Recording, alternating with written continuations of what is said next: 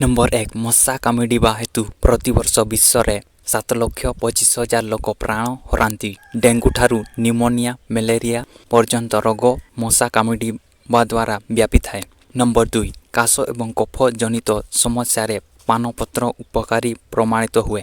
ଏହି ପତ୍ରକୁ ପାଣିରେ ଫୁଟାଇବା ଏବଂ ଏହାକୁ ପିଇବା ଦ୍ୱାରା କଫ ଏବଂ କାଶରୁ ମଧ୍ୟ ମୁକ୍ତି ମିଳିଥାଏ। ନମ୍ବର 3 ବ୍ୟାୟାମ କେବଳ ଶରୀରକୁ ପରିବର୍ତ୍ତନ କରେ ନାହିଁ, ବରଂ ଜଣେ ବ୍ୟକ୍ତିର ଚିନ୍ତାଧାରାକୁ ମଧ୍ୟ ବଦଳାଇ ଦେଇଥାଏ।